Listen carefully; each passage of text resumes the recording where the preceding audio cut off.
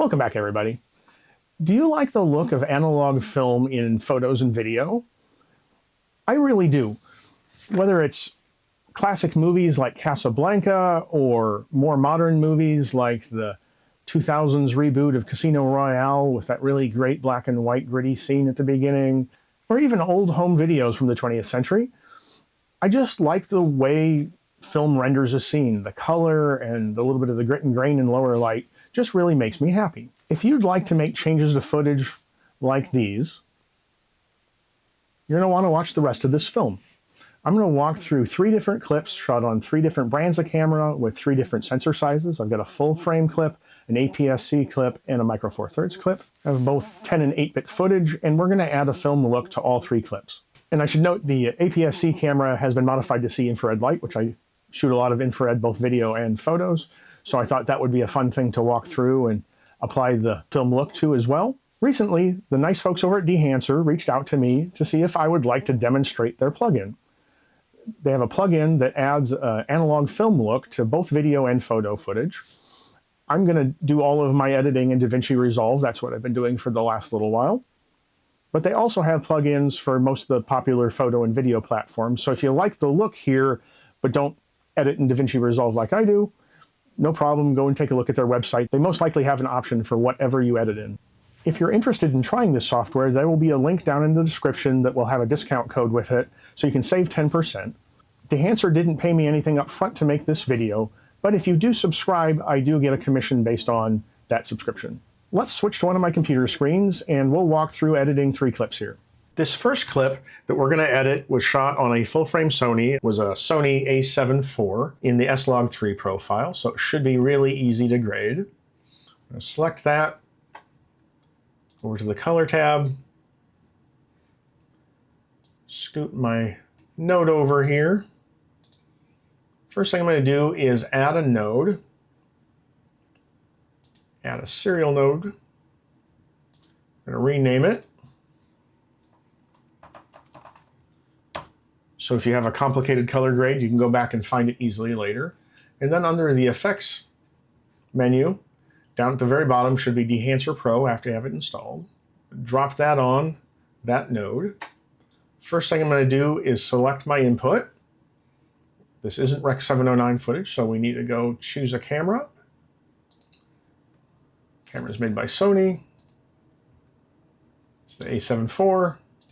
And we shot in S-Log3. Already in the Preview tab, it's looking a lot better than it did to begin with. The next thing that I like to do is to select the film stock. And these are really good emulations of the way these stocks looked. There are tons of different options of classic stock. And you can just run through them and find one that looks good, or you can replicate a specific look.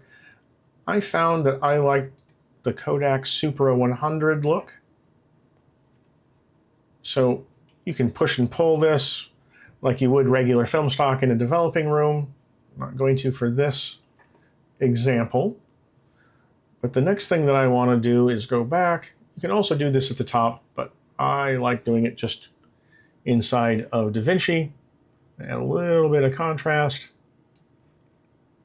a little bit of saturation, pull the shadows down a little bit. It was quite dark in the scene, so that looks pretty good.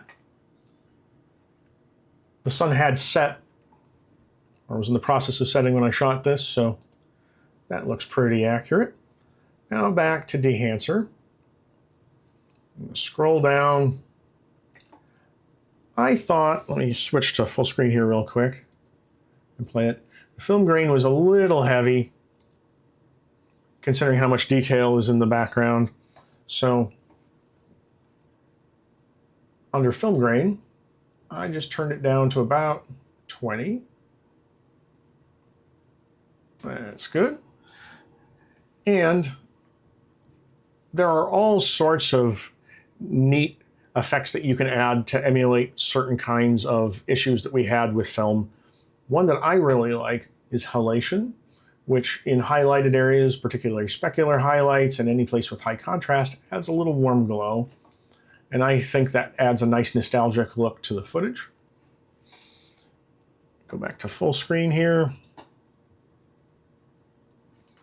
And I think this is looking pretty good. We'll zoom in here in just a second because I shot this in 4K, knowing that I didn't have quite long enough lens to capture the little white-tailed deer that this park is known for. The last thing that I want to add is film damage, which is just a fun addition. If you've ever been to an old movie theater, you'd see that the film would get dust or scratches. You can add a little bit of that to the footage. It gives it a really nostalgic feel.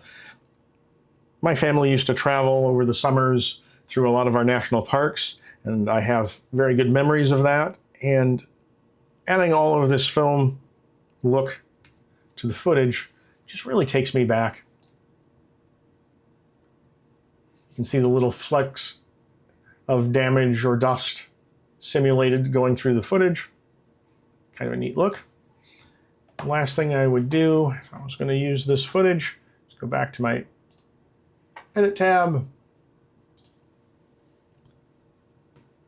zoom in a bit, pull this footage a little bit to the side, back to full screen. You can see one white-tailed deer here close to the low middle. There's another one hiding in the tall grass over on the left. Didn't even notice that one until I was editing. Let it play here. And to me, this just looks like I shot it in the 70s on a family vacation. Kind of a fun look. All right. Stop that and move on to the second footage. Now, this is a really odd look. It's very flat. This was shot on a camera that's been modified to only see infrared light.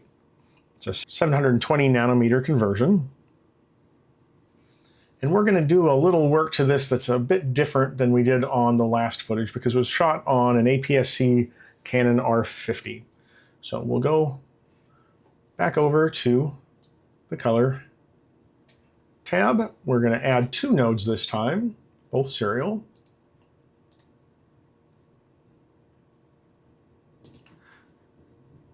Because this camera doesn't exist in Dehancer, we're going to do it with color space transform. So we will label this first one transform.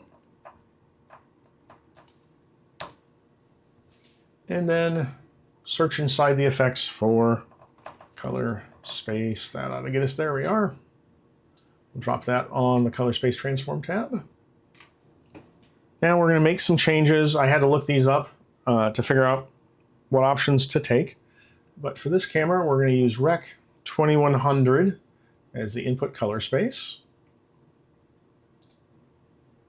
For the input gamma, we're going to select ST2084.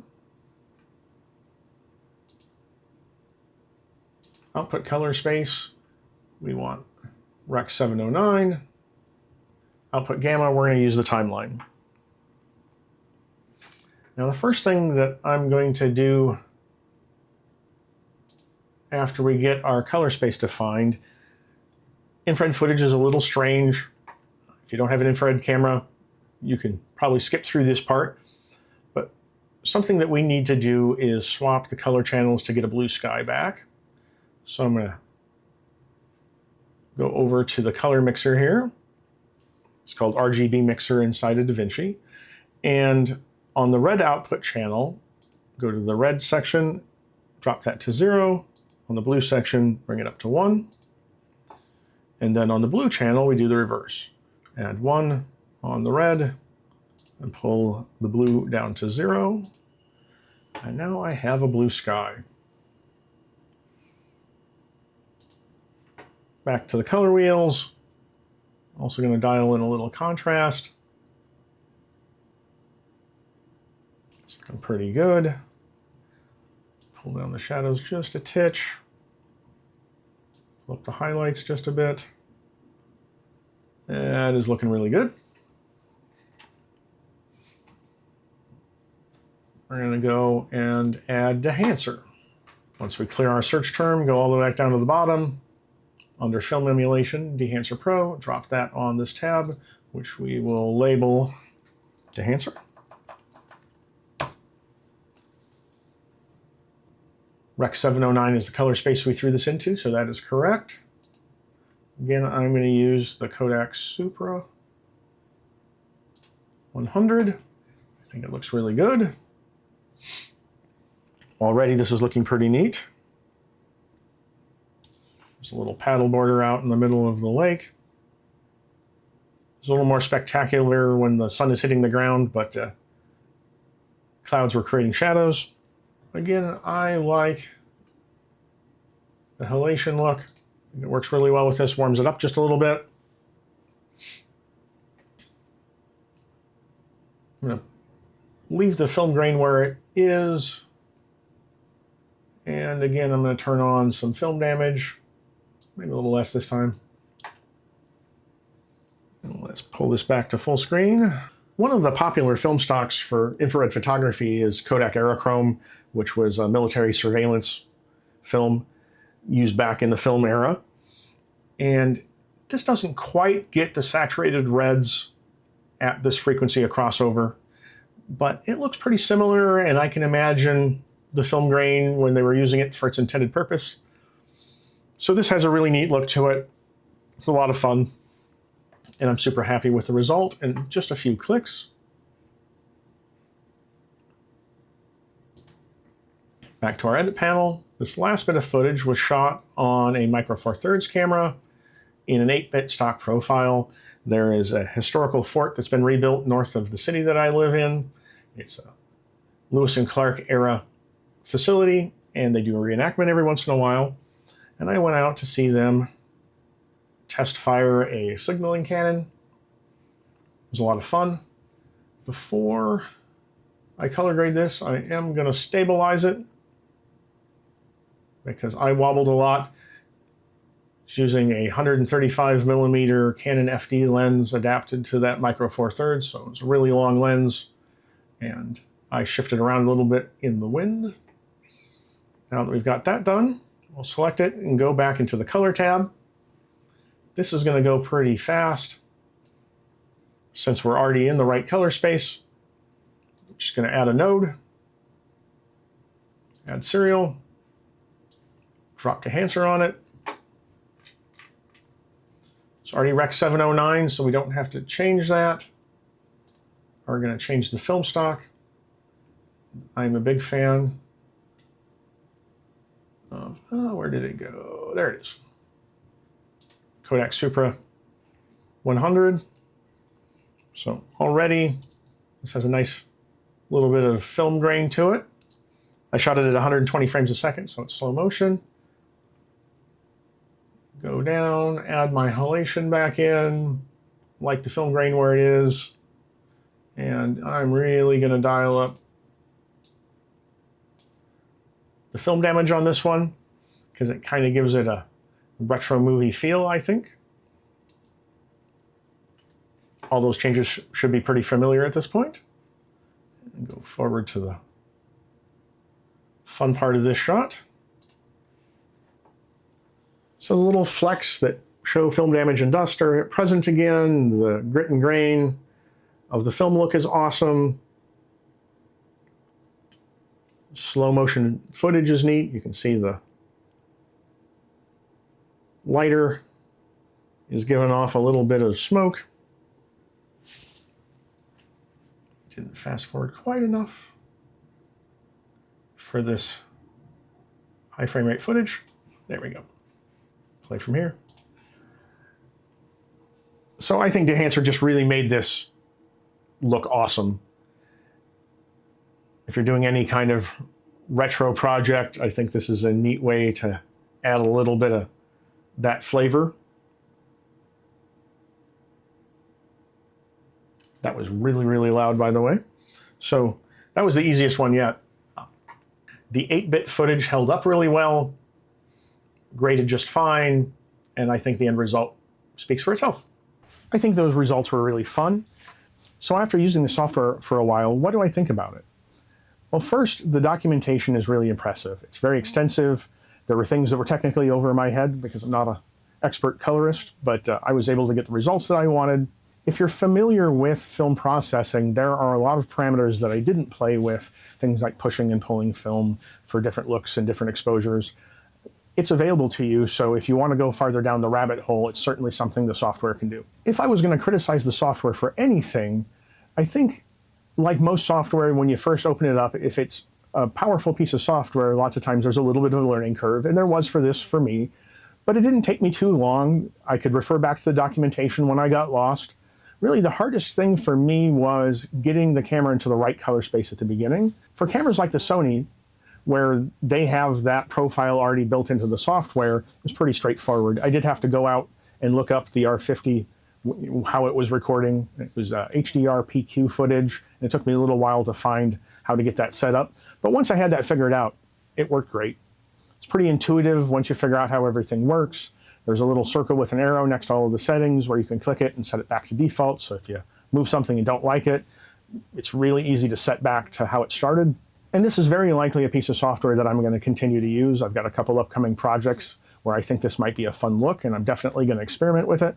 If you've used Ehancer, or if you just have any questions, please leave your experiences or those questions down in the comments section. Again, there's a link in the description if you'd like to take a look at the software. It saves you 10%, so definitely take advantage of that if you're looking to get into this software. I hope you found this video interesting. Please like and subscribe. We're a growing channel, and we really appreciate your support. Good luck in your art journey. Thanks for watching, and I'll see you next time.